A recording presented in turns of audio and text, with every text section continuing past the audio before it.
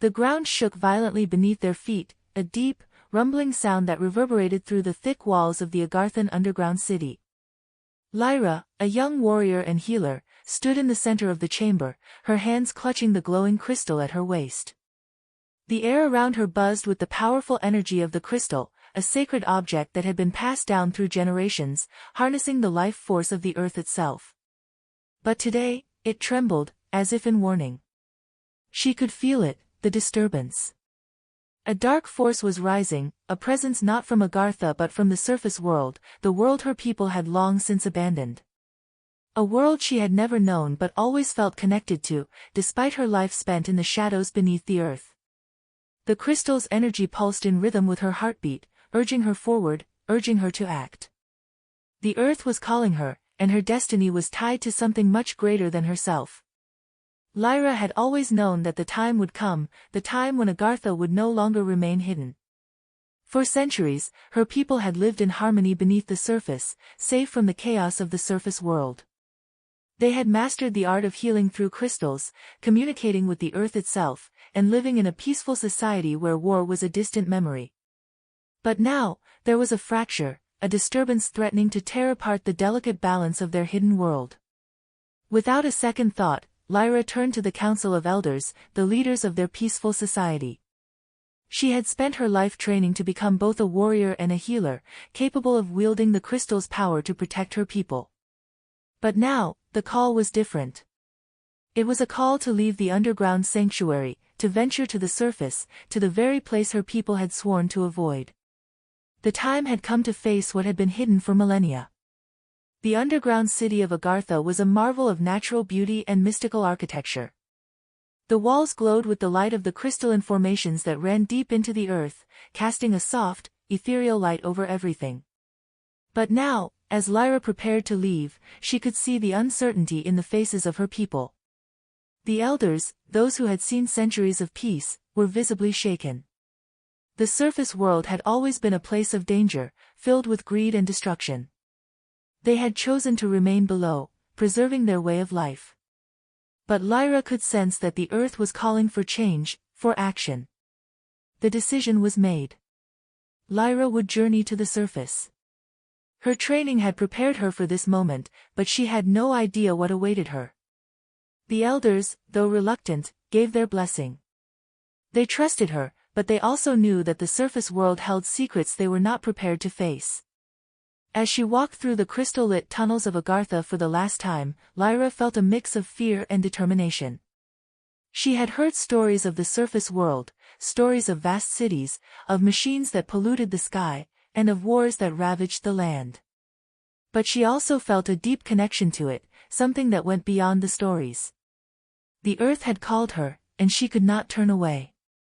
Her companions, a small group of warriors and healers, stood ready. Together, they would make the journey. The crystal she carried pulsed softly at her side, a reminder of the task ahead.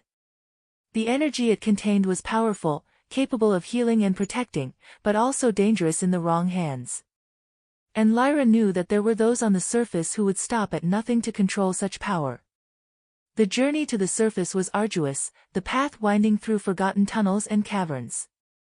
Lyra and her companions traversed the dark, underground labyrinth, moving through passages that had not seen light in centuries. They could feel the vibrations of the earth beneath them, a deep, resonating hum that spoke of the age-old power contained within Agartha. But as they neared the surface, the ground beneath them began to tremble more violently. The air grew thick with energy, and Lyra's crystal pulsed faster, as though responding to the changes around them. Something was not right. The earth itself seemed to be in turmoil. Suddenly, the tunnel collapsed, a massive shift in the earth's structure that sent rocks and debris falling around them. Lyra shouted for her companions to take cover, but the weight of the collapsing tunnel was too much. They were trapped. The crystal in her hand flared with light, a powerful surge of energy that she had never felt before. She instinctively raised her hand, the crystal glowing brighter, creating a protective shield around them. The rocks and debris hit the shield with a deafening crash, but the energy from the crystal held firm, protecting them from the collapse. As the dust settled, Lyra realized that they had only just escaped death. For a moment, the silence was deafening. Lyra stood, heart racing, staring at the path ahead. The earth had given her this power, but now, more than ever, she realized that the surface world was not what she had imagined. There were forces at work here, forces that sought to exploit the earth's power and destroy everything in their path. Her heart told her to keep moving forward, to face whatever lay ahead. But deep down, she knew that the surface world was not just a place to explore. It was a place that could destroy everything Agartha had worked to protect. Lyra clenched her fist around the crystal, feeling its warmth. She could hear the earth's voice calling to her, urging her to go on. The crystal pulsed with energy, a reminder of the task she had set before her. As the group prepared to climb to the surface, Lyra felt a sense of dread wash over her. The earth had spoken, and she had answered. But now, there was no turning back. The surface world awaited, and the secrets it held could change everything. The group emerged from the underground tunnels, stepping into the world above for the first time. Lyra felt the warmth of the sun on her skin and the vastness of the sky above her. It was both exhilarating and terrifying. The surface world was more than she had imagined, filled with towering structures, strange machines, and humans who had long since abandoned their connection to the earth. But Lyra was not afraid. She was Agarthan, and she was here to remind the world of its roots, of the earth's power, and the sacred connection that bound all living things together. The time had come to face the truth, and Lyra was ready. As they ventured deeper into the surface world, the crystal at her side hummed with energy. The journey had only just begun. The surface world was vast and overwhelming. The air felt heavier here, thick with the scent of industrial smoke and machinery. Lyra's eyes darted around, taking in the chaotic landscape before her. The stark contrast to the peaceful world she had known beneath the earth's surface was both beautiful and horrifying. She had heard stories of the surface world, stories of towering cities, endless roads, and strange technologies, but nothing could have prepared her for the reality. She stood at the edge of a sprawling city, its steel structures reaching toward the sky, blotting out the sun. The streets were crowded with people, all bustling about, their faces hidden behind masks of indifference. Everywhere she looked, she saw signs of life, humanity thriving on the surface, but at a cost. The trees were sparse, the rivers polluted, and the ground seemed to be suffocating beneath the weight of concrete and metal. Her companions, still shaken by their near-death experience in the collapsing tunnel, were silent. They had never seen a world like this. The tension in the air was palpable, as if everyone who passed by them was carrying a burden too heavy to bear. Lyra could feel the weight of it all, the suffering of the earth itself, suffocating under the surface of human greed. But Lyra had a mission, one that transcended the destruction around her. She had come to remind the world of its roots, to reconnect humanity with the earth's power. The crystal that hung at her side pulsed with energy, a constant reminder of the task she had set before her. "We need to find the source," Lyra said, her voice steady, though she could feel the unease creeping up her spine. "The disturbance is stronger here. The earth is speaking to us. We must find what's causing this imbalance." Her companions nodded in agreement, but they looked out of place in this strange new world. The warriors were not used to the chaos of the surface, and the healers, who had spent their lives harnessing the earth's natural energy, now found themselves overwhelmed by the technological monstrosities around them. The group moved forward, their path uncertain but determined. They passed through the crowded streets, unnoticed by the busy humans around them. The city felt cold, mechanical, as if life itself had been drained from it. Lyra couldn't help but wonder if this was what had become of the world after centuries of exploitation, an empty shell, hollowed out by the pursuit of power and progress. As they reached the heart of the city, the buildings grew taller, and the noise of the streets intensified. There were flashing lights, loud sounds, and screens everywhere, advertising products, services, and ideals that felt foreign to Lyra. The world she had known, one where balance and harmony were key, seemed like a distant memory. "Where are we going?" one of the warriors asked, his voice tinged with frustration. "This place, it's too much. I can't feel the earth here." Lyra closed her eyes for a moment, feeling the pulse of the crystal beneath her fingers. It was faint, but it was there, guiding her. "We need to find the heart of this city," she said softly. "There is something here, a force, a presence, that is disturbing the balance. If we can reach it, we can stop it." The group continued, navigating through the urban jungle. It wasn't long before they found themselves at the foot of a massive building, one that stood out from all the others. The architecture was sleek and modern, yet there was something about it that felt unnatural. Lyra's crystal pulsed faster, the energy growing stronger with each step they took toward the building. "This is it," Lyra said, her voice barely above a whisper. She could feel the Earth's energy flowing through the city, its currents now twisted and strained. The power that had once been balanced was now being exploited, its true purpose forgotten. They made their way inside, where the air was thick with the hum of machinery and the faint scent of ozone. The walls seemed to vibrate with energy, the entire building alive with an unnatural force. As they moved deeper into the structure, Lyra's senses sharpened. She could feel the crystal growing warmer, its power intensifying. At the center of the building, they found a room filled with high-tech equipment, large screens flashing data and images Lyra couldn't fully understand. But one thing was clear, something was harnessing the Earth's energy, draining it and twisting it for use in ways it was never meant to be used. This was the source of the disturbance. As Lyra stepped forward, a figure emerged from the shadows. A man, tall and imposing, his face hidden behind a mask of metal. His eyes glowed with a strange, unnatural light, and his presence filled the room with an eerie sense of foreboding. "You've come," the man said, his voice calm, almost welcoming. "I knew someone like you would eventually find us."